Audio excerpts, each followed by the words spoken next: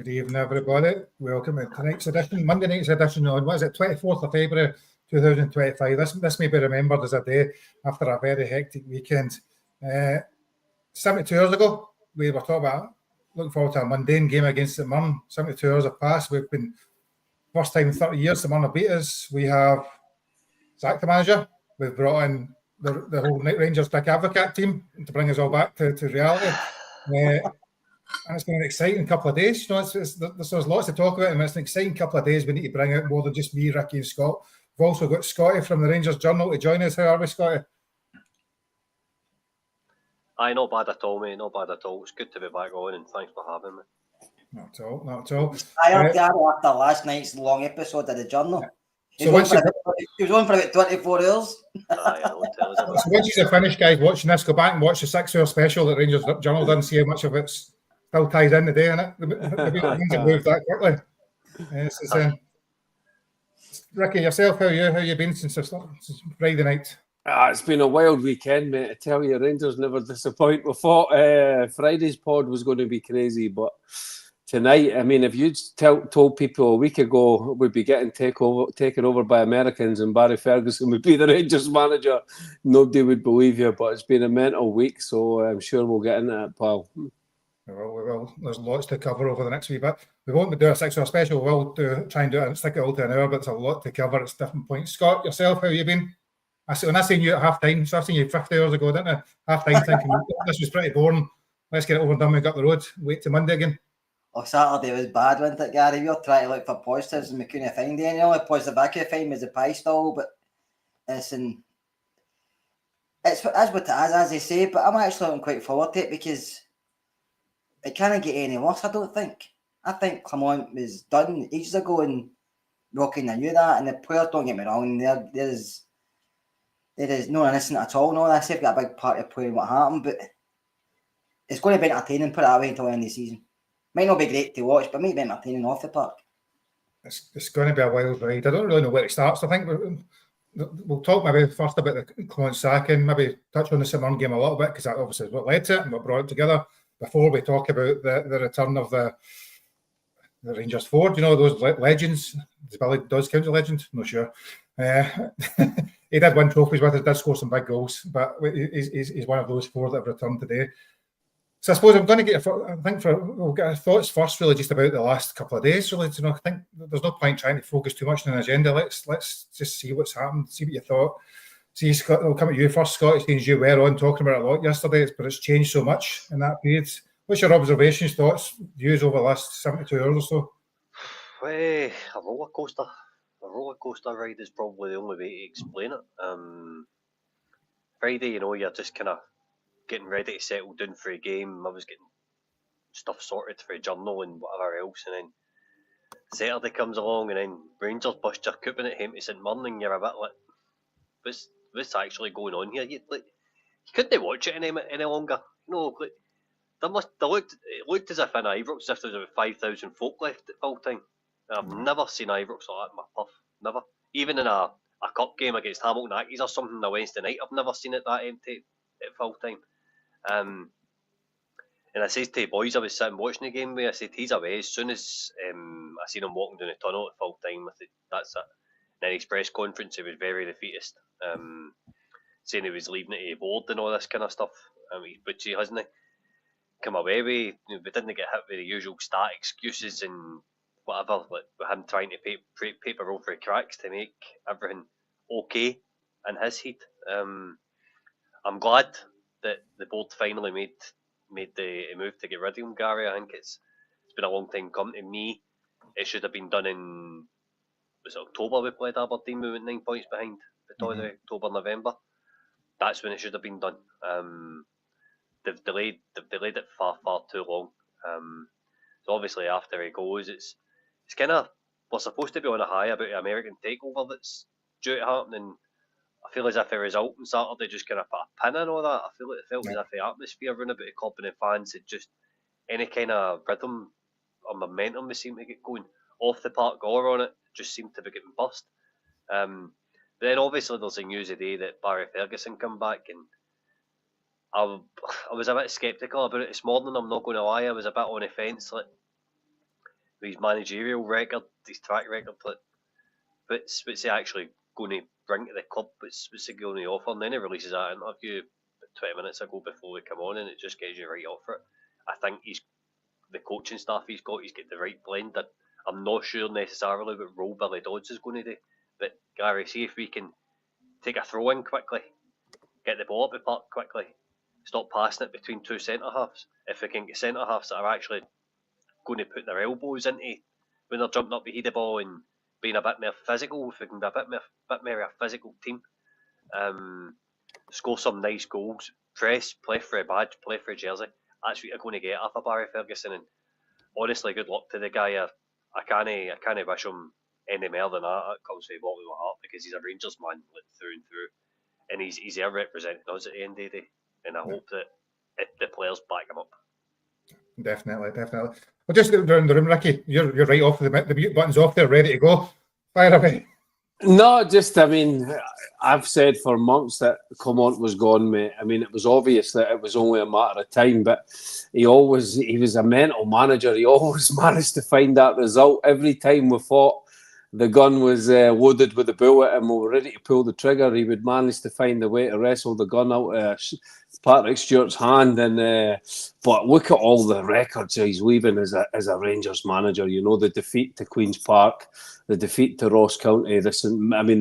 We fought after the Queen's Park game. This can't be. You can't get any worse. And then we watched that on Saturday, and it was absolutely incredible that game on Saturday. Everyone that was watching it in our group chat was 10 times more fun than the actual game, and that was the first time I'd had a drink since New Year on Saturday with a few wines as well. And the game, like watching Rangers, it was at the point. It was the hardest 90 minutes of your week was watching Rangers. That's how bad we've been the last few weeks, and that shouldn't be the case. It should be exciting to go to Ibrox and stuff. And again, I mean, nobody could believe it when Ferguson was linked with the job, especially it came out in the Daily Record again. But the more that the days went on and you started to see, okay, Neil McCann's involved, who he's worked with before. In his interview, Billy Dodds is actually well thought of as a coach. So I think it was actually Barry Ferguson that picked his own backroom staff. I was surprised about that. So Colin Stewart gone as well. The goalkeepers, I mean, our goalkeepers have been off for him now for over a year. So if McGregor can come in and do a good job as a coach, he might end up staying beyond the summer, because we really need to start seeing our goalkeepers start performing again. Get Butland. Why we're trying to play out with the back. Butland again at the weekend was so shaky, and then at the end of the game he came out and said he played well, which was absolutely ridiculous. So it's been an absolute mad few days. I was laughing at the Rangers review today because that Joshua Barrier went on holiday thinking it was going to be a quiet week. And then from Wednesday, everything kicked off with a takeover, and then the Stmirren game, and then Barry Ferguson's the manager. He came back, and the Rangers review was on fire. So I thought that was quite funny when I was watching him speaking about that today. So it's been a mad few days, but it's exciting now. I mean, you can't really judge Ferguson tomorrow night because it's very difficult. He's going to have 1 day training with the players, but I'm sure. This is what this group of players always does. When a new manager comes in, you always get this massive bounce. So it doesn't really matter who the manager is. They'll probably win every game for the next 2-3 months because that's what these players do. And then when everything settles down and we think, okay, we're going to be in a title race, that's when the wheels come off. So it's something to look forward to. The fans needed it with this takeover going on in the background as well. Should be, even before the season's done, except for Europe, should still be an exciting few months. We've got the Fenerbahce game to look forward to. And it can't be any worse, Gary, that's for sure. You know that yourself. You go to all the games. It cannot be any worse. So good luck to Ferguson. Good luck to McCann, Dodds, Issam and McGregor as well. I think that's a great appointment with the goalkeepers. And I'm sure they'll do well. Yeah. Scott, yourself? Like I said earlier, Gary, I'm actually quite excited because I know this isn't a long term. I know this is just a short-term appointment until the takeover happens, until the right guy's in position.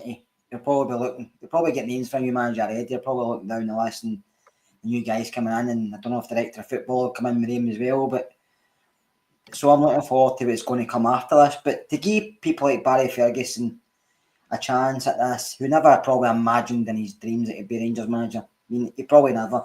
I know he can think it, but this was only what was going to happen. So even to get these 10, 12 weeks in this position is a dream for them all. Yeah. And we'll give it everything because there's a 100% chance none of them will be here next season. Do you know what I mean? Even if he wins the Europa League, he'll still probably go for somebody else because the owners will demand that. They want somebody they know. So I think it's good. I think it's good to get something different. Yeah, we can look at his past record, but his past record, you can't take into consideration. He's only a taker. He's only here until the end of the season. He'll put in everything he's got. Him and the 4 coaches. I know Billy Dawes is a really good coach. I know people at work with him. They say he's a really, really good coach technically. And he knows his stuff. And I mean, he done reasonably well in Inverness Cali, considering with the club where McCann knows his stuff as well. But it's easy to sit and see that in front of you, like we doing it as in the training part. But I'm looking forward to it. I think the 4 guys will do really well. They're coming in. They know what the club need. They're going to enjoy their time here, and they'll be able to maybe pass on information like who they can see in the team. It'll proper fight for next season for a new guy coming in, like me saying, you can trust him, don't trust him. Do you know what I mean? Because they'll recognise that, what guys you can trust in the trenches and what guys you can't. I think that's the way we'll have to go because a lot of these players will probably be next season either. Yeah. Just there's something Alan there. Where's it leave Kevin Thompson? As far as I understand, Kevin Thompson's a long-term employee going to be at the club, whereas this is a short-term 3-month thing, so it probably makes sense not to have him. Kevin's in the academy. He's going to be, so that's how he's probably staying where he is. Yeah. So let's look back then, Scotty and Clement. Then, so they come in as in a wave of glory, proven success in Belgium. He was going to be, because the 4 pillars, I can't remember, the most tactical, most physical, most something else. I can't remember the 4 of them were. No as many injuries, all that sort of stuff that went with it. And for the first 6 months, life was glorious.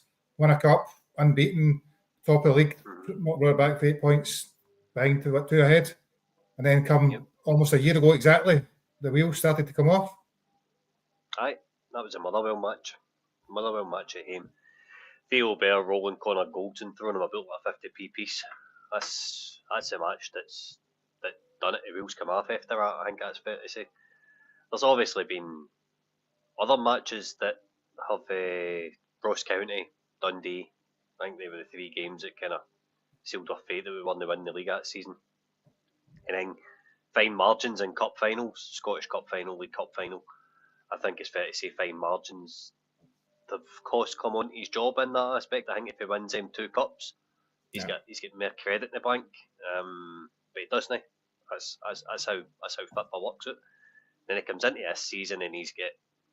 See, if you look at the conditions that guy was doing a job in, they were pretty bad in the sense of not having Ibrox, and I think the job he was sold at the interview when he applied for it wasn't the job that he got.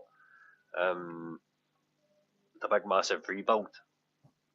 Players that didn't match, this probably sounds poor to say, but players that don't match the quality that walked out the door.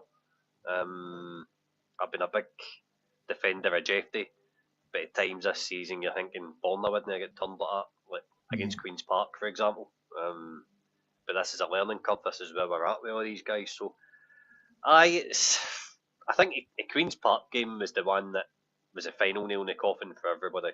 For me, it was back at Aberdeen, which should never went 9 points behind at any stage of the season at Aberdeen. It's just, that's not acceptable. That's when a change should have been made. But it wasn't. We are where we are now, mate. Yeah. And I think some of the stuff I was able to look earlier on, so he played 86 games or so, includes Europe and the Cups where he was actually good.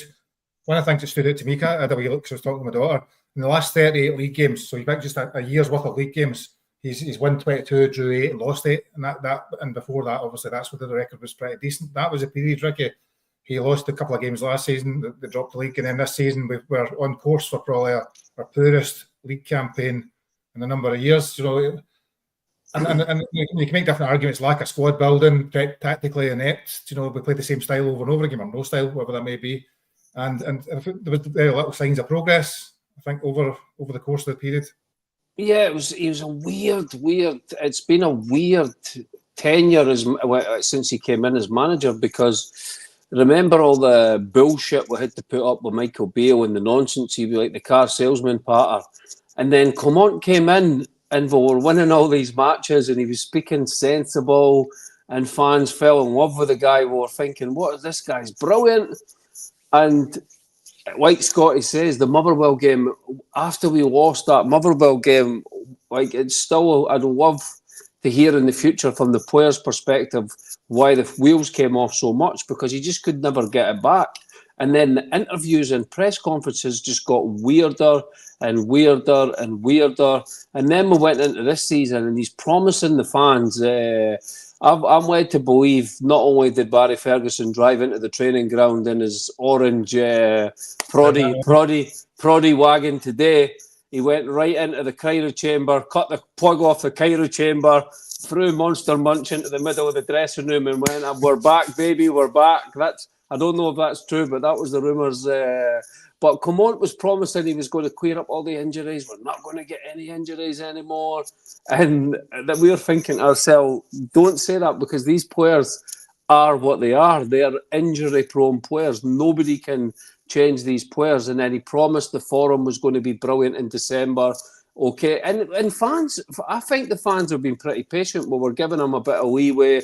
The forum was going to be brilliant in December. That didn't happen. We were at our worst over Christmas. We were losing games. And even within all that, right, our home forum was brilliant. Like, was incredible. Our forum in Europe was very good, except for the Dynamo Kiev game, which was a disaster. But our away forum was a complete and utter, like, so bad. We were like, at one point, we were almost at the bottom for goals scored and everything, which for Rangers was just crazy. And then now it's like completely flipped. We're winning games away from home, and at home we can't beat Queen's Park and we can't beat Stmirren. It's a total. If you look at it, it's so weird. But the players have got to take a lot of responsibility as well, Gary. I hope they're not getting off scot-free in this. The stuff that was going on with Cantwell and Tavernier. I mean, I know you can't really blame Tavernier for Cantwell's message he sent him and everything, but honestly, mate, have a little bit of class. The guy's just lost his job and you're acting like an that's why you're not at Glasgow Rangers and you're an embarrassment back in the Championship and you'll never be a Premiership player because you've got no class about you. The guy just lost his job today. If the rumours are true that he took half his settlement, then fair play to him for that, because he was entitled to all that money. So if it is true he took only 600k rather than 1.2 million, then fair play to him. That period in our history is gone, and we'll speak about what's to come in the future. But it was a disastrous spell for me. One of our worst managers in history, worse than so many that. And I'm glad it's over, to be honest. Hopefully, we'll never have to watch football like that ever again. So, Scott, you know what Scotty said there, you could say in mitigation. So I was trying to think back, you know, the chief exec that appointed him and chairman both left. Hampden debacle as we went there, the wage downsizing, Neil Scoppin's poor squad building where we bought all these players that don't actually suit the style of play that allegedly wanted to play. And but what he done is he kept doing the same thing over and over again. And we talked at the Stmirren game and after the Stmirren game as we continually lost the same goal, we punt at the park. We continually just punted the ball forward, looking for moments from players. He never seemed to be able to adapt his tactics and his style, despite the opportunity to do so. And ultimately, that to me is what cost him his job. There was no, when he first came, and I remember watching a Rangers review interview, and he said he had no tactical philosophy. That was a big thing, wasn't it? He had no tactical philosophy. He'd done whatever he needed to get the game done, but the whole 18 months he was here, the tactical philosophy was a 4-2-3-1, irrespective of the game, the players, the opposition, and see what happened. So, again, looking at the Stmirren game, he had some mitigating things over the year, but the Stmirren game was the final straw. Performance was the most abject of the 86 or 87 games, the worst performance I've seen over that period by far. Listen, Gary, I said at the end of the season, I thought he should have went there. I didn't think he was a long-term future manager for us. It was just something I didn't like. I thought he was quite stubborn. I thought he struggled quite a lot of times. I thought a lot of games you were winning when he first came in, we should be winning anyway. And I thought the players maybe took that new manager bounce, which sometimes is a facade, something that doesn't happen. It's just a change in voice. The players come up, but I just felt Clement was lost a lot of times. I thought the players were lost.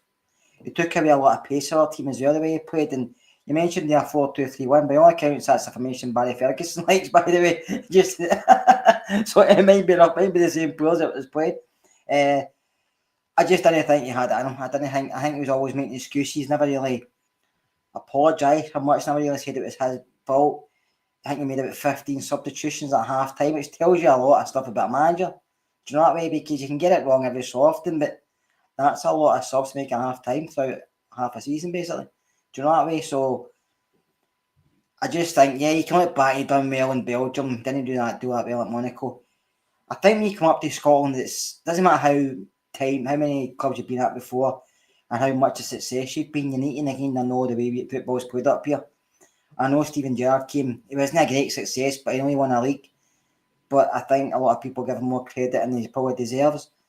But because he came for a British league, he kind of cottoned on quicker. I think Clement never. I think he still struggled with the teams he played against. In Europe, he figured it out a lot easier because he was used to that kind of style of football. And for some reason, when we play against teams who are more better than us, more quality than us, we seem more confident and we can settle into a team. We can settle into a game quicker. When we play against teams like recently Queen's Park and St Mirren, we struggle very badly. We're not ideal very quickly. And it only takes, you say, 2 long balls and we're caught out. And it's not the first time it's happened this season. It's not the first time it's happened over probably the last 6 years, been the same ball. I just think we need to bring a manager in who knows the league and who can bring in the right players for this league. I think sometimes bringing players in from other countries, you have to watch as well. But a bit like Barami. I mean, we've all been slating him recently, and you can see technically he's really good. You know, he can play football, but I think Scottish football and him just don't see eye to eye, and I think he could have won it leaves in the summer. I just think it's not going to happen. Whereas there's other guys like a man's kind of built for playing up here. I know he's still raw, but he's built that way. Players can bounce off him. He can throw his weight about at times when he have to. So I think Clement was just wrong manager for us. I think he'll probably go somewhere else and do reasonably well. But I just think for Rangers, he was the wrong guy. And I think the new board have to go and see somebody for this league and knows this style of football. And Muscat, I know he's always been mentioned. He's played up here and he's played in England, so he kind of knows how to work it as well, even though he's managed in China and stuff. So I just think you can all keep Clement. Fair play to him now, Ricky said, for giving back and give it 600k. He didn't have to do that. That was his money. But he gave us it back. He probably knows how skimp we are at this moment in time. And I might have paid for the interim team's wages. It might not be costing us anything. So we have to move on and we have to look forward. And that's what we'll do between now and the end of the season. But a lot of these players have to look at themselves in the mirror and say they cost the manager their job as well. But I know you can't sack players. You can only sack managers. But hopefully come the summer, we can forget about Clement. Even though I did say at the time, if you remember, Ricky, at the start of the season, I said Clement will make us forget about Beale because he's just as bad. Yep. But I think come the summer, half this squad will be away and we'll have a new manager we can start going forward because I'm getting fed up with this, Gary. I don't want to keep sacking managers, but I don't want to keep managers who aren't good either. So I think we need to just start to go forward and there's Roscoe back in. So big pod tonight. It's getting as nearly as bad as the journal. all these guys, all these windies. Ross, what have you got on? How are you doing? It's absolutely nowhere near the standard of the journal. I watched that for hours last night. I couldn't watch you ragamuffs for hours, I'll tell you that right now. You've been watching it intently there for the last few while, Ross. I'm going to give you a chance to chip in with some comments because the crowd wanted you. The people in the comments were desperate for you to join. You've got to give the people what they want sometimes, Gary, haven't you? You've just got to appease the fans sometimes. Give them two up front. That's what they're asking for. Let them eat cake, you know that. No, I'm happy, boys. Happy. You's all happy. Yous look happy. It's the right decision, isn't it? Right decision, right outcome, and aye. We move on. 100%. What are you quote? I'm down in Barrow working, Kier. Aye, I'm down in Barrow working, but I've not been working till this time. Guys tonight. I was at a prior arrangement, Kier. I was at a prior arrangement. Say no more. So, aye, say no more. Ask me no questions. I'll tell you no lies. So Ross, just quickly, so you get your before we move on to the future as opposed to the past. What's your thoughts then on right decision, right time to have done it, far too late to have done it? Well, you know my thoughts, Gary. It's far too late as far as I'm concerned. I would have bagged them at the start of the season. Didn't think he was great.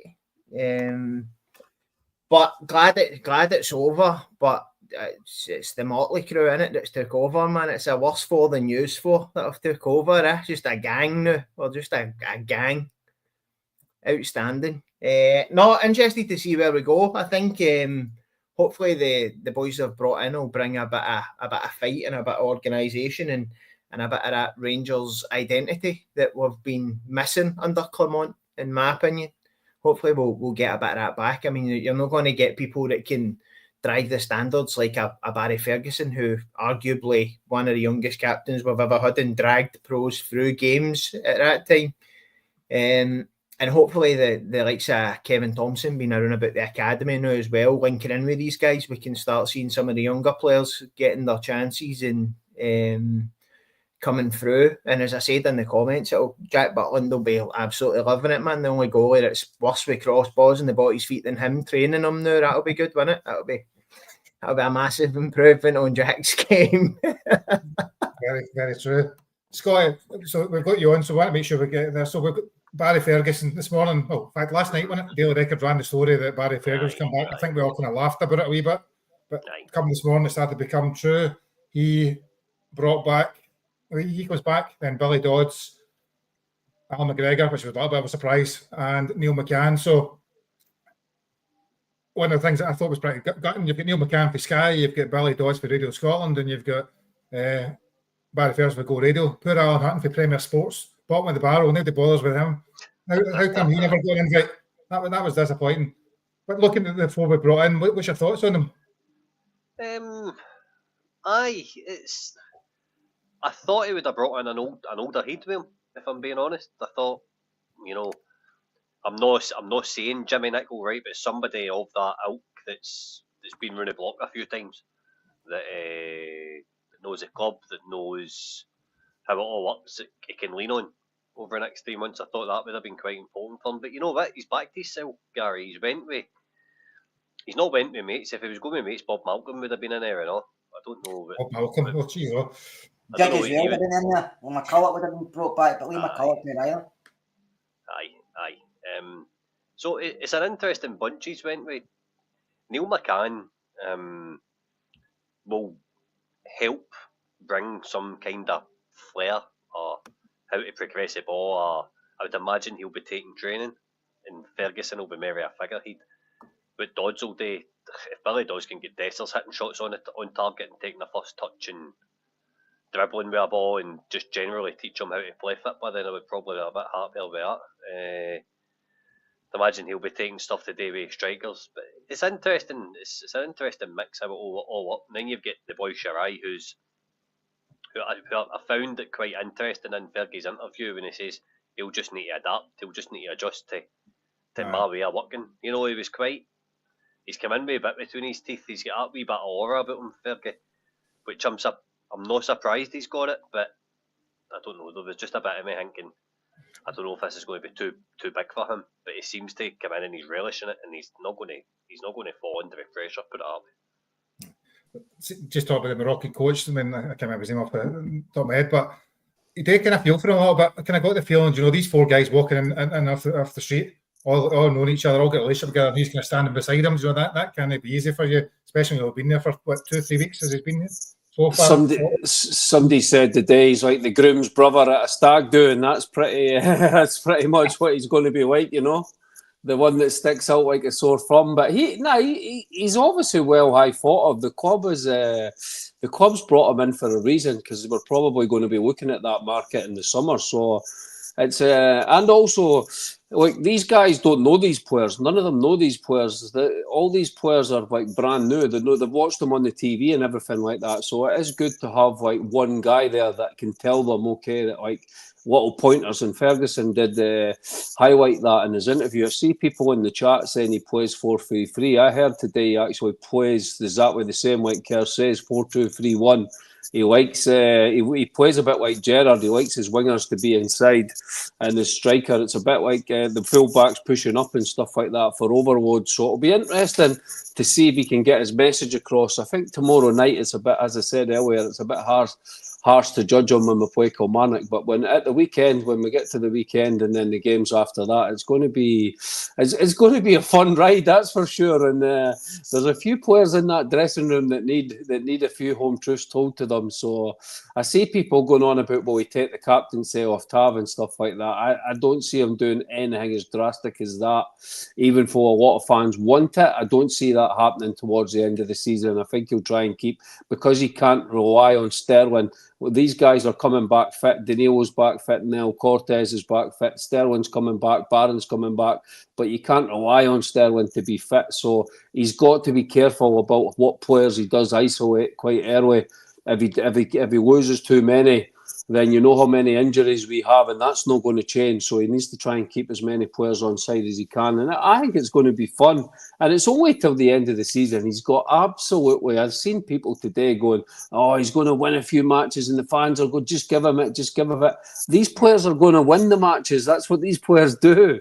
They're not in a title race. The pressure's off. They're going to win every single match. They'll probably go to Parkhead and win for him, you know. So, but that's not the. We know that's not the issue with these players. It's when the pressure is on.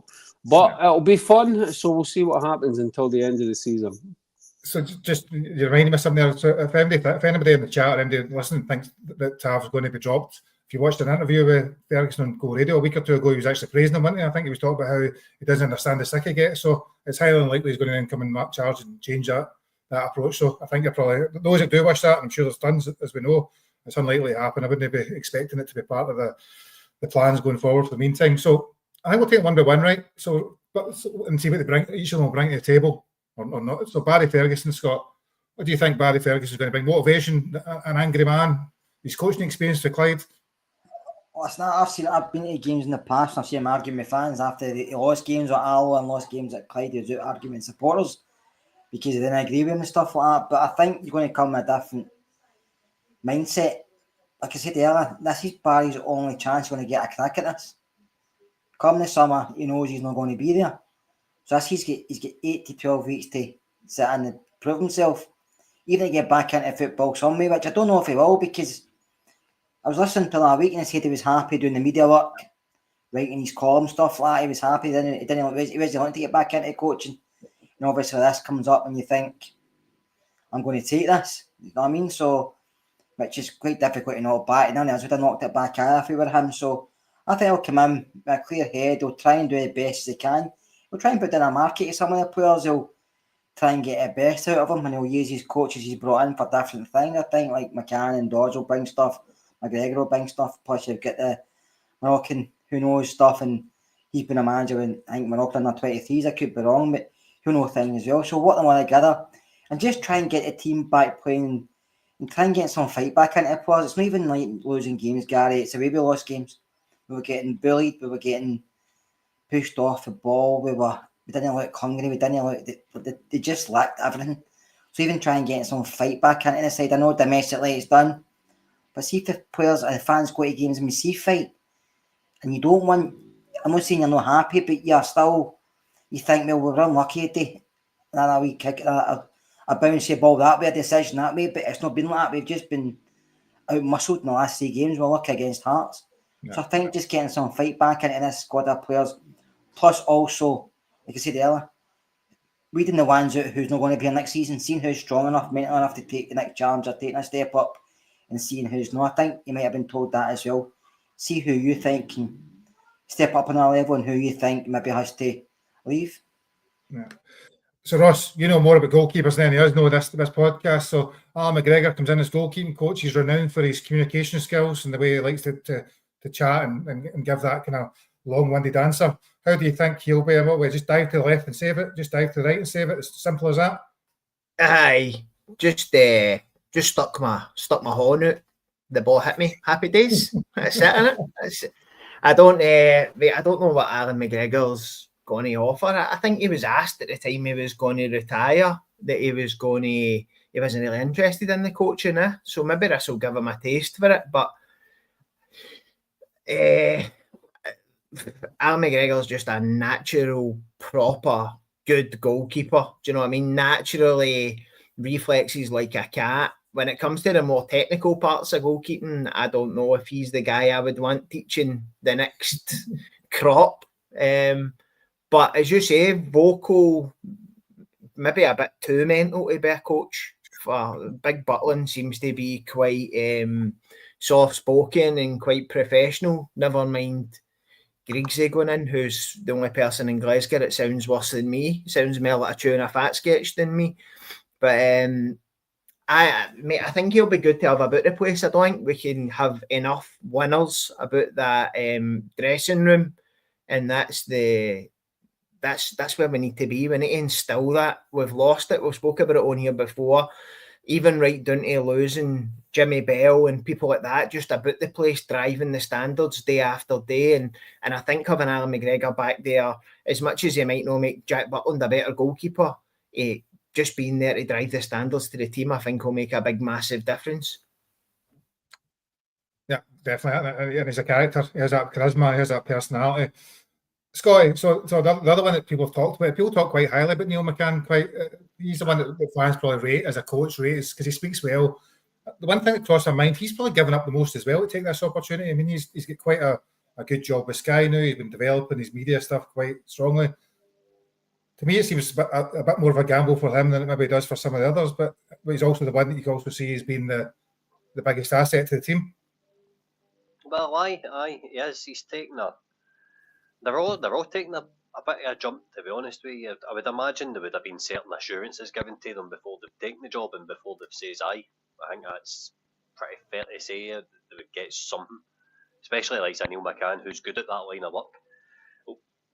It'll be interesting to see how he helps develop the players in the training pitch. It'll be good in terms of, like I say, how quickly we take a throw in. Is the corners going to change? Are we going to be able to defend corners? Going to be able to score for corners?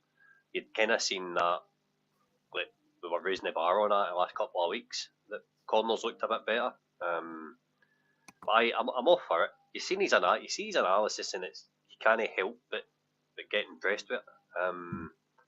But let's hope that I really want to see him do things with Eliza Diamandi. I think Diamandi, there's a player in there, and the style of play was choking Diamandi because it's just getting hoofed over Tapio. And then you were lumping up to Dessers, who's not that type of striker. He's not a target man that can take a ball down out there. So they could never get round the second balls and all that kind of stuff. I'd like to see Diamandi get really, really developed under him. Bailey Rice as well. There's I want to compare wingers, but we've not got really any fit wingers just now. It would have been interesting to see what he'd done with Cortez, or if Matondo was still here. Is Ross McCausland going to get a bit of a resurgence with him being here? Finlay Curtis, all these types of guys who are, especially like Finlay Curtis and McCausland, it might just give them a bit more of a lift, knowing that they've got Scottish people in the door that they can relate to. It's what it's all about. Football these days is about man management and relationships and stuff like that. So, it'll be interesting to see, but they'll have all taken a risk. But I would imagine they've came in and with certain assurances, Gary. Yeah. And then the last one, Rick, will come to you, because Billy Dodds is probably the one that's been most left field. Well, Alan McGregor to some extent. Billy Dodds, but when you actually look at his managerial record, he probably is the most experienced as a manager. I think probably he's not the Rangers legend, maybe in the same way the other three are. That's maybe got people a little bit puzzled where he came from. But I think you were on about it earlier on when you said you were surprised he didn't bring in an older, experienced head. Billy Dodds will be that older, experienced head that is, and Ferguson's worked with him in the past. So, like, Ferguson is what Ferguson is. He's got his personality is never going to change. Like, he's a winner, he's going to be shouting at people. He's going to be demanding this and demanding that. So, people act like players can't handle being shouted at. I think if it's constructive, and it was okay, he's not been a manager for 2 years, but he has been a manager in the past. But he spoke very highly about Billy Dodds today, and I think it's actually been a great move from Patrick Stewart, because it would have been very easy to pick the backroom staff for Barry Ferguson. So the fact that they've told him last night, look, okay, we want you to work with this guy from Morocco, Izan, but look, the other guys, you go and pick your own backroom staff, and and enjoy yourselves for the next 2 months. I think that was a really good move from Patrick Stewart, because, as I said, it would have been easy just to keep some of these guys there, that especially the likes of Ray and stuff like that. But I hope Billy Dodds and McCann are taking the training, because I think we need a complete freshness. I was glad that Colin Stewart went and the two other coaches went with Clement as well, because I believe this needs a whole fresh voices in the training ground, new type of training, new sessions. You have to try and get that early bounce from the players, and if it was the same guys given the training looks pathetic. And I'm no expert in football training, but the clips that Rangers TV put out, I mean, it's like they can't even pass the ball to each other more than 4 times. It doesn't look like the standards are that high. The people that know about this stuff are always commenting on it on X and going like, that training, these drills they know about it are like, it's absolutely pathetic. And when you actually watch it, you're never watching it going away thinking, oh, that looks really high standard. That looks good. So hopefully these guys will lift that standard right away, and we can get an early bounce. And I think it's a good team. I think it's a good mix of personalities. And it was a big deal for all these guys, because they're all got cushy jobs in the media and stuff like that. And it's not like they're going to be paid absolute fortunes. So and listen, all of them will go back to their media jobs when the season's over. There's no doubt about that. But it is good that they're all accepted straight away. Even Ferguson was surprised. He thought it was going to take a bit of time for more of them to say yes. But they were, every single one of them straight away was like, yes, let's go for it. Massive opportunity. We want to be on your staff, Fergie. So it shows you a lot of the stuff that you see on X and a lot of crap that people say about Ferguson and stuff like that. He's got the respect of his ex-pros and the players that he's played with. They know his type of character, and they know that he's not just this loose cannon that's just going to go in the dressing room and start shouting at people. They know he's got a bit about him. So I think we're in for an exciting few months. I'm excited anyway. I can't wait for the match tomorrow night. He's going to look staunch with a big head of hair, the Rangers suit on the sidelines, no baldy Belgium waffler on the side anymore, who was bringing everything down with his crap coat and is dying to put a tammy on to keep his bald head from freezing to death in Scotland. So all that is going to be nice. It's going to be cool. Good result at Rugby Park, and then take things on from there. So I'm going to ask you all a question, right? And I want you to come up with one answer. One person that's got to be a different one from the last one. So if you could have brought Andy onto the coaching staff with Barry Ferguson for his 1998 to 2002 Dick Advocat years, who would that have been then? Scott, whoever's got an answer. I mean, if you could take out one of those players and bring in one of the other ones, who would it have been? George Alberts. Oh, that'd be good. For free kicks. I'm still going to remember players from back then, Gary. You've hit me with something in my mind being blank. Gio. I'm glad you said that, Keir, because I was trying to filter through dates there, and my brain was just going, nope. Sorry, Andrew Flo. Is Amaruso within? Is Amaruso in that time frame?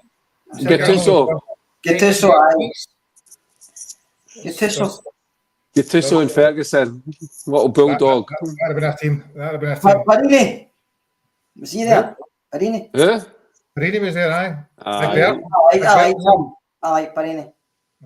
There was Stefan Kloss, there was tons of it, so it's a slightly eclectic mix. Marco Negri till December. Marco Negri, well, that's it. We're into the new year. There's no point with him.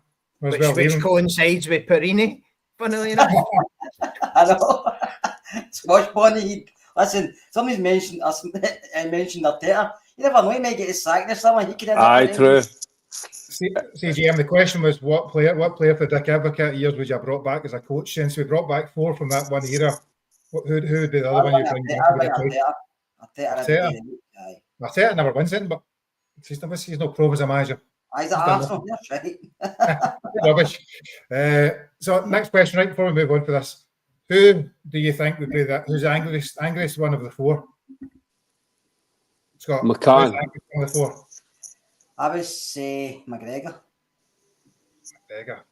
McCann's a fiery little fucker, right? I know that for sorry for swearing. It's last 8:30. I know McCann. That was what Dundee. He's a little maniac, yeah, and he's a bulldog as well. He's solid, right? Big Xander had to batter him one game, didn't he? With St Johnstone Dundee game. Him and Did he? McCann had a bit of a scrap on the side. Aye, we McCann gave him a jab. Aye. It's an aggressive wee team they put together. I think they're definitely going to be. Even Ferguson said his interview, Ricky, didn't he? I think he said something about he was going to be. They'll just need to adapt and get used to dealing with the different style. He's on about pressing. He wants the team to be super aggressive in the press, and he wants his team to be aggressive. He knows Scottish football inside out. He knows the battles. He knows what he needs to do on Wednesday night against the Derek McInnes team. All these sort of types of matches. So he's well versed in Scottish football. So, but it's difficult. It's all right saying all these buzz things like from a player like that, but getting it into this group of players is the problem, you know. So 3 months they're there for, and obviously the bookies have started. And when the fun stops, don't bet if you don't want to. But the bookies have already started putting on bets as to who the likely candidates are. We've heard the unsurprising names of Steven Gerrard, Scotty, and some others like Russell Martin. I can't even remember some of the other, and a number of former English Premier League players that managers like, what's his name, the boy that was at Notts Forest, Steve Cooper, and guys like that. There's a whole pile of them. John, the usual. So, what in terms of going forward? I mean, Gerrard, I suppose, is the first question. Would you be keen to see him return? Nope. With anybody on the time. Gerrard's had his time. He's had his time when he walked away, so no. I know, I would have probably done it as well because you've got a bigger job, but he's been here, he's done it. Might bring somebody back. So, if they go for somebody else. I'm all over Gerrard, Gary, to be honest. I'm all over him. We're talking about football here, Ross, not your sexual preferences. Listen, man. No, well, there's still rabid dogs in the street, man. No danger. So, give us the reason for Gerrard, Ross. Mate, Gerrard took us from languishing third best team in Scotland to competing and eventually winning a trophy, right?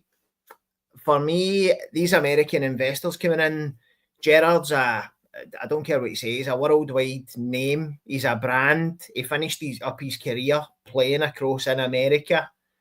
He commands respect. The likes of Joe Aribo, when he signed for us, somebody that we made a good bit of money off of, came to play for Gerrard. You look at the part of our team which is no performing at the moment. Diamande, Barron's regressed a bit, Bajrami, Hadji.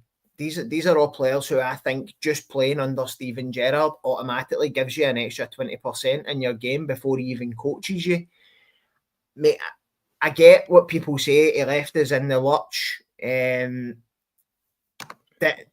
what I would say is across the city, none of them wanted Brendan Rodgers back. But see, when Brendan Rodgers came back and started bringing a bit of success and raising the standards again, they very quickly accepted him. I think with a bit of money behind him, Steven Gerrard could get you players that you might not get with a Knutson or a Muscat just based on his reputation alone. And I also think he gives a bit. I just think players give an extra 10% to somebody who is an iconic football player across the world. Say what you want about him as a manager. I just think in a second term as well, he knows the grass isn't greener now. And he's got an absolute disrespect for the other side of the city as well, to be fair. I think he's got something to offer us, Gary. I don't know who else. I think Ross, Doug's question there, if he's appointing him, are you willing to give him another 3 years to win it? Doug, a lot of respect for Doug. I enjoyed listening to him yesterday. I text Scotty asking if Doug works in a vape shop. He looks like your average vape shop man, didn't he? The big luxurious beard and the glasses. He looks as if he would work in VPZ or CEX. Mate, I think that he won't need 3 years if he's got a bit of money behind him. I think he instantly came in and you've seen progression year after year. If we've got a bit of money, I don't. Maybe you could be wrong. Everybody's going to be a gamble, but he's the only gaffer we've had that's won a league and showed signs of progression year upon year for the last 10, 12, 15 years, however long it's been. Yeah. Gary, can I just come in there as well? See the thing is with Gerrard, if we weren't getting taken over And we were still doing this downsizing with a 40 million wage bill. We were going to give him 40 million. Completely forget Steven Gerrard. It would be a hard job for anyone, but at that point, completely forget Steven Gerrard. But see, with this Americans coming in, if they're going to back him, they're going to want a massive name because they want Rangers to build the brand in the United States. If you're going to back Steven Gerrard with an almost equal wage bill to Celtic like he had before and give him a bit of money to spend, then they're going to do their due diligence anyway. But then Gerrard becomes a viable option depending on who the other candidates are in the summer that he's going to be going against. They're not just going to choose a name like has been happening in the past. When they appointed the Leeds manager, they interviewed 12 managers and went with Daniel Farke because he'd won the championship twice with record points, and it's proven to be a good choice. So I would put Gerrard in the mix for sure if you're going to back him properly. And this crap about he left, Jesus, guys, man, he got offered double his money at English Premier League with a guy that he knew at Aston Villa. Every decent manager that comes to Rangers, if they get offered double their money to go to the English Premier League, it's going to happen. Managers are going to leave. You can't be holding on to, nobody's allowed to leave Rangers. We're the biggest team in the world. It's bullshit. So get over that nonsense. But put him in the mix. Definitely put him in the mix in the future. But let's see who's available at the time. So there's a couple of This points. is the stumbling block, Gary. This is the stumbling block. My man Dukes pulled it right out the bag. He can't come back. No danger. So for those that are listening rather than watching, that's Michael Beale as his assistant. Then you mean he can if he comes on X. If he comes on X and he tells us who he is on X and he quotes about all the stuff on X, the guys Beale can't come back. Right, we can't put up with that offer. I thought you were talking about Elon Musk's son there. I didn't know what you were talking about. Anyway, so Gerrard obviously in the comments divided opinion. It's fair to say there's some good, some bad, some no so keen. Looking at the profile or some of the other names that we mentioned, Scott, with things like Russell Martin, who couldn't defend, but when he was at Rangers, clearly, but he's quite a respected manager for his first year at Norwich. And some of the other ones that talked about was Steve Cooper. I can't remember who the other ones were. There were these ones that were sacked this season. So, is there any ones that jumped out to you as quite exciting, quite interesting? Listen, Russell Martin's a good shout because with Swansea and Norwich he played really good stuff. Southampton have found that a bit tough, but that's because he stepped up a level. But the stuff he plays is really good in the eye, and he's a very good coach. But I think the Americans will like somebody that's a kind of figurehead as well. I can get what Ross is meaning with Gerrard, but I just feel they'll go with somebody else. They need somebody, a figurehead, but somebody like they went for Farke, went with somebody that knows the league and it's got a track record. And it depends. Like I say, will they wait till the sporting director comes in, or will the owners go for somebody themselves? You'll probably have a short list themselves. It's nothing like the list that the bookies have showed or the media have showed. Do you know what I mean? And it could be somebody they've already worked with. Hopefully it's not Jesse Marsh right enough, but I'm just hoping it's somebody that can take the club forward. At the end of the day, it's not none of us can make that choice. It's up to them. But you're hoping that someday they think they can back a wee bit of money. It's not going to have hundreds of money, but financially we'll be better off. We'll be on a level keel. The club will be better overall. But we can't just go and spend willy-nilly. It doesn't work that way. But so hopefully we'll bring in something. I would still like Muscat. I think he's the one I would go for, but that's just my opinion. But hopefully it's somebody that can take the club forward, because we can't keep changing managers. I know I was a big one in sacking Clement, but we can't be back at a stage every 12 to 18 months. The club's going to not go anywhere. So hopefully the next one that comes in, even if it takes time, does take it. And we'll all wait the time if we can see progression, but we've not seen that. We've seen stagnation a lot of times. So if we see some sort of progression going forward, then we'll wait. But it's just getting that right man. The next appointment probably has to be on the ball, doesn't it? Because we're getting to a stage where it's getting far too long since we've challenged domestically. Scotty, so Rangers Journal was in a 6-hour special last night. Please watch it for people if once you come off the show. But presumably you talked a lot about potential future managers. Was there ones that kind of rose to the fore in a lot of discussions? Well, I'm saying the club's at a crossroads just now, right? You can either, they've done the whole bringing somebody in that knows Scottish football. He's got plenty of backroom staff with plenty of experience that knows how to win against a low block in the league. So short term, medium term, you can bring somebody like that, and i.e. maybe with a wee bit more experience, right? Take McInnes, for example. I'm not saying that's your guy, but what I'm saying is it would be a candidate if you're looking for short term domestic success, right? It's a guy like McInnes who's hardened in the league, knows how to win, knows how to beat Celtic, etc., etc. Or you're looking where you can succession plan, and that's where you bring in somebody that's going to give Rangers a footballing identity, i.e. Kevin Muscat, right? So Kevin Muscat comes in, plays this free-flowing football, wins his trophies, he gets his move elsewhere, and then we succession plan for there on in. Now, that's the difficult part. The second scenario is finding that right person who can come in with a brand of football that can win as a league and beat Celtic, etc., etc. What I would do personally is I would bring somebody in a 2-year contract to close the gap on Celtic and compete. And once we've won the league back and said person moves on, then you bring somebody in with the identity, with a long-term vision while you're on tap. You know, this is where we failed when Gerrard left and we brought Gio in. The two styles were far too dissimilar. It just didn't work. And then we went to Clement and Bale, and the rest of it's history. But there's nobody that stands out for me now, Gary. I wanted Muscat back at the time. When Clement was in charge, I was still podding with Gallant Few, and I put all my eggs in the Muscat basket, and I would probably still be happy if he was to come in, because I believe it could work. But I wouldn't be against somebody with a Scottish identity either. And see if you bring in somebody with a wee bit of nous onto the coaching staff. Let's say you keep McCann, or you bring Stuart Kettlewell in. Stuart Kettlewell left because he was getting dogs abuse off of Motherwell fans, so maybe management's not for him. Bring him in, make him part of the coaching staff. Somebody that's actually going to have a bit of savvy about them instead of Alex Rae. You know, I don't know what Alex Rae's role was under Clement, or what impact he was allowed to have, or what he did in the day.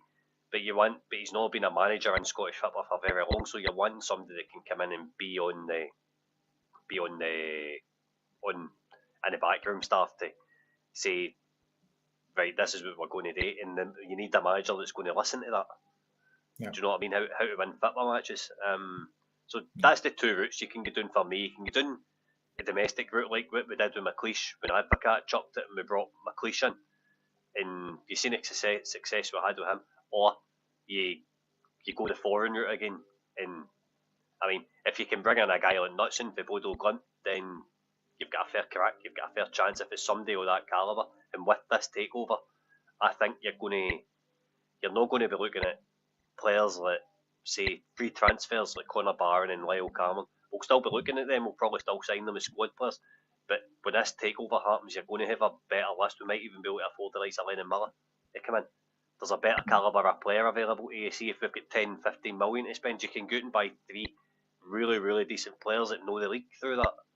I know I've not answered your question direct, mate, but there's no answer now. For the next 3 months, Scotty, we're going to talk about probably the same question until something does happen. I seen a comment there for CGM55, and I think his question was, do you want a manager that can win in Europe or win domestically, or do well in Europe and win domestically? And I suppose it's not a linear answer. One can't coexist without the other. They need to. You can't win domestically without doing well in Europe because you don't have the money. It's pretty simple. I suppose Gerrard, as Ross talks about, has done well, but without the European money, we probably would never have got to the point he got to. So it's not really, to me, it's not really an argument. See if you look at it in all, Gary, Gerrard was 1 trophy in 9, and Clement was 1 trophy in 6. So is there really a big difference between the two of them? You know what I mean? If you go down the foreign route and you look at Clement, his CV, if he was available in the market now and we hadn't had him and he'd won leagues in Belgium and he'd managed in France, you're going, right, that's probably a guy. I mean, that's a pretty impressive CV, and look how that worked. So, I don't think they're comparable, mate. Gerrard inherited an absolute mess. Genuinely, Clement's made it a mess. I know, I get it, mate. I completely understand. I just think, going back to what Kerr said, like, they went for the Leeds manager because he had experience of getting out of the Championship. So who in recent times has got experience of winning the league in Scotland and is a brand name and is capable of bringing in players and is eye-catching in the headlines and is good for a sponsor. I think 50% of people might be disappointed. I think the bookies have got Gerrard as the favourite for a reason, and I think he just ticks all the boxes that this consortium are going to look for. He's had success here. He's built a team here for feck all, really. He's worked under a budget here. He's going to have more money. He's won a league here. He won the most pressured league that there's probably ever been in Scotland, stopping 10 in a row. And you won the league by, 23, 27 points-ish? We blew them away that year. Now, I get it. It was in front of empty stadiums and it was essentially training games and whatever else. But I just think he's a very attractive proposition to an American consortium coming in. I agree with you, Ross. I think 100%. You know, Rangers can often look at having a manager, a coach, somebody that coaches the team, or a figurehead that can lead the team. There's two different things, and some of the stuff we'll talk about for the next couple of months is: do you want a coach that can make players better, or do you want somebody to lead the club? And that's probably where we've been lacking the last couple of years. So I suppose we're obviously an hour into the podcast, and we could go on for hours. I suppose looking ahead to the game against Kilmarnock, I mean, as well, it's a plastic pitch. It's fraught with danger, as these games always are. Ricky, what do you think that the obvious things that Ferguson may do in his first game in charge as Rangers manager? Well, I would get Hadji away from the left wing would be the first thing I would do. Get him into the number 10 position. If he's going to be playing, if it's as suggested, he's going to be playing 4-2-3-1. There's probably not going to be the changes that you want or you expect. If there'll be a few surprises in there, maybe, but it'll probably be pretty much the same team we all expect. Danilo's back. Are they going to risk him on the plastic pitch? We'd need him back because Iggerman's looked lost without him the last few months. So it will be interesting to see the team he picks, but I don't expect too many surprises. I think it will be very similar to what we've seen the last couple of weeks. I hope Souttar's back because we really need him back in that defence because the defence was all over the place against Stmirren. But it will be exciting and interesting. But so far, I mean, he's not even had a training session yet, so it's very hard to predict who he's going to pick, to be honest. Yeah, and Scott, so on that, formation-wise, one of the things we've said all season, everybody said the fact is that the 4-2-3-1's not worked, and I know there's, and let's go back to the 4-3-3 and actually get the best out of Diamande and get the best out of Raskin and whoever else plays there. Do you think you will make that immediate switch? No, for tomorrow night. He's just in the door. Just depending. I think we'll go with his formation of 4-2-3-1, but I think there might be tweaks in it. I might ask him to do different stuff, as in if the full backs are coming up, maybe the midfielder will be sitting deeper. So there's a kind of box formation with the two centre backs and two midfielders, so there's not as much space between there as we get caught with the long ball.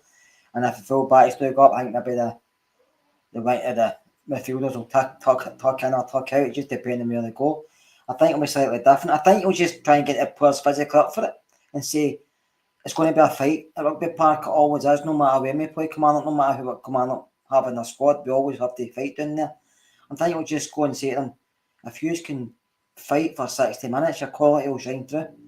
But you can't go there expecting to win just because you feel you're a better player. You have to go there and fight to win. So I think he'll install that in them, say, it's not about how good you are, it's about how much fight you have got, because if you don't fight, these guys will walk over the toppies, like other teams have done this season. So go and put a performance in, as in fight, to show people you're good enough, and then your quality will shine through and you'll get your chances. It'll be difficult because a lot of teams watch us now and they've got a number. They know what our weaknesses are. So it'll be a hard first game for them, but I'm just hoping the presence of them there makes a difference and the players can maybe rise to that. I know it is too late because the domestic league is over, but surely the players have some professional pride to try to put a performance out, especially in new guys coming in for their first game. Mm-hmm. So Ross, then just on that, one of the things on Saturday was the team looked not uninterested. It looked like a bit of a manager's going to be sacked. That way you always get. Do you think you will see an upturn in the way that they play? I suppose that energy, the dynamism, pressing, all the stuff that goes with it, just purely with the virtue of getting them in charge? Mate, I think it would be very hard to be as bad as we've been. If you've got four real proper Rangers men in the dressing room firing them up then surely, if nothing else, they get the new manager bounce, Gary. Surely that if nothing else, we get some sort of 10% on top of what they have been giving us, because 10% on top of what they have been giving us is still only 50% of what they're available with. I think that we need to see an improvement. If we don't see an improvement, then players are playing for their career. They've got to be. You can't tell me that £4.5 million players like Diamandi, Dessers, Bajrami, you can't tell me that the best level they've got is Queen's Park and Stmirren coming to Ibrox and no even mustering up really an XG. If you want to be one of the statty people, shout out John Walker. Or if you want to be look at it with your eyes and go, we had absolutely no chance of scoring there. We weren't really working their defence and stuff like that. I think, and I've said it on here before, that Gerrard gave us a prototype, the 4-3-3, with a one sitter, two playing in front, and your two essentially 10s, but playing out a wee bit for a lone striker, but getting close enough. I think we don't have wingers, but we've got players that we could just take that formation and drag and drop it right in. And you look at playing with Inigamani, with a Hadji and maybe a Bajrami, who are both playing in the 10, but either side and close to the strikers, rather than playing these number 10s out wide. Or the fatal blow would be starting Dessers up front again and playing Inigamani out on the left, or playing Inigamani out on the right, or playing Inigamani in the 10. But I think tomorrow will tell you, Wednesday, will tell you a lot about where we are as a club, because I really think new players should be playing for their Rangers careers. Yeah. I'm going to stick with you this question. So from Philip there, Ross, why Barry Ferguson, not Dave Martindale from Philip? Is David Martindale is he not in a job? I think he's in a job at Livingston, I believe. So is he going to... Is David Martindale going to chuck a full-time job at Livy to come to Rangers for 8 weeks, knowing that in 8 or 12 weeks he's going to be back on the dole again? Is it just me, or is that daft? That covers it. That covers your thoughts now. So, Scott, coming at you then, just thinking to get ahead of the game on Wednesday before we kind of start to wrap up. Anything you'd really like to see? Do you know you're going to sit there 7:30 at night, turn on Sky Sports, listen to Chris Boyd, and the team lineup comes up? What are you going to smile if something specific happens? Win your 50-50s. Win your 50-50s. That's what we've been missing all season. See that big gaping hole in the middle of the park we've had? Put bodies in it and fill it. Win your 50-50s. Be as physical as Kilmarnock, because Kilmarnock are going to bring you your A game. Big time, they're going to bring their A game. Win your 50-50s. Pass the ball forward very quickly. Play with a handbrake. I know that's an old cliche saying, but it's true. Just take your handbrake off and express yourself on a pitch. Enjoy it. Ferguson's already come out and said it's a privilege of playing for Rangers. Go and enjoy it. I don't think Ferguson's got a hard kind of speech to make in Wednesday, because see if he does the basics of putting the principles in place for these guys to just go out and do their job and enjoy playing football, then I think it's job done, to be honest with you. Because if we win that physical battle, the ability will come through in the end. And we've got good players there. We've got willing runners. You've got Jeff Day at left back, can go up and down the park. Tav, he can be a wee bit more conservative for what he's doing, but he can still cause issues. He's still got a good cross into the box. Danilo, see all this pish about sports science and getting players 10 minutes here and 20 minutes there that Clement was doing. No, just start him, because he's our best striker. He's our most consistent and best striker. Start him. I'll play him behind Diggerman, do whatever you want. Just start him. None of this crap about they're fit and plastic pitches and all that. No, they're paid, they've got a job to do. Get your arse in the park and do it to the best of your ability. He's got a hurty shoulder, but Gary, hasn't he? He's got a hurty shoulder. So it's a little bit sore. So how's playing the plastic pitch going to? You know what I mean? It's not going to injure his shoulder running about in AstroTurf for 90 minutes. I don't know. Came our roof fell in the softest park in Hampden that time and broke his shoulder, didn't he? So you never know with our team. Fergie will probably walk the sports science team in that cryo chamber and just bolt the door shut. So that'll be them finished.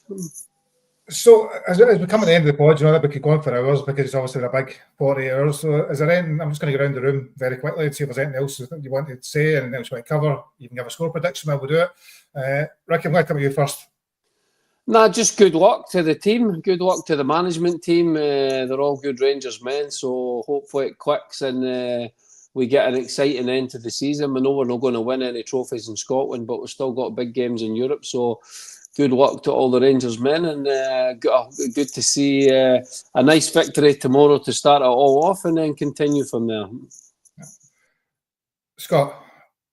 I just think, like Ricky says, we were going to games, Gary, but it was becoming a chore because we weren't enjoying it. So The highlight was seeing you at half time, Scott, honestly. what's that? My highlight was seeing you at half time. No, I don't know why. But I would just like to get back to going, even though a lot of games are just getting played out to a season finish, just come back and enjoying Rangers playing football.